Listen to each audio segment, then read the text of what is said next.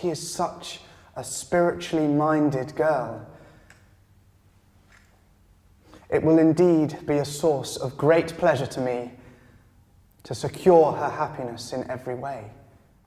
Pamba consented to become the next Maharani, whilst the Maharaja sailed on to India with his mother's corpse, to lay to rest the last Maharani of the Punjab.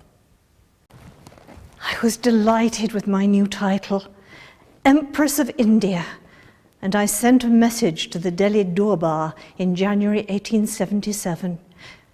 We must trust that this present occasion may serve to unite in bonds of yet closer affection ourselves and our subjects, so that all, from the highest to the humblest, may feel that under our rule the great principles of liberty, equity, and justice are secured to all.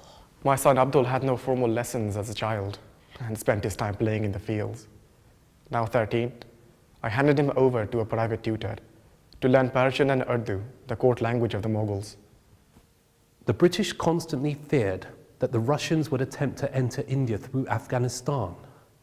The Second Afghan War broke out in 1878 after the British and Russians clashed over the setting up of a mission in Afghanistan. Abdul, eager to explore, accompanied me and the troops to Afghanistan. He was sent back when the mission became too dangerous. I enjoyed traveling. After an extensive tour of India, I joined my father and was employed at the Central Jail at Agra. Thus, my sovereign, there only remains the sum of £881 to be put down to the credit of my extravagance. Besides, my sovereign, I have been spending some £2,000 annually in restoring the church and repairing cottages for the poor. You have been very extravagant, but most natural for an Oriental, very truthful and well-disposed. Good qualities for one of your race. An interest-free loan of £44,000 had been brokered to clear the Maharaja with the courts at least, contingent on a live then being sold on his death to repay the government's 4% loan and to provide pensions to his family. I fretted, but had little choice. My Englishness had been mortgaged. The Maharaja, encouraged by Prime Minister Gladstone's release of Irish prisoners, sought his own justice.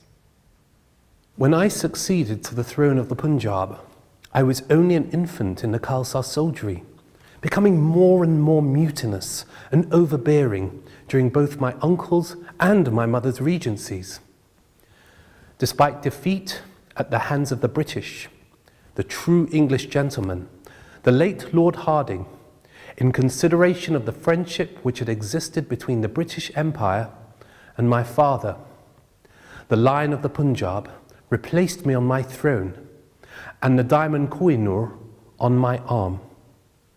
I now seek justice and restoration of all that rightly belongs to me. Worrisome.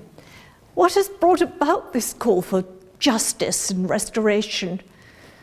My government blames Rani Jindan. Oh, God rest her soul.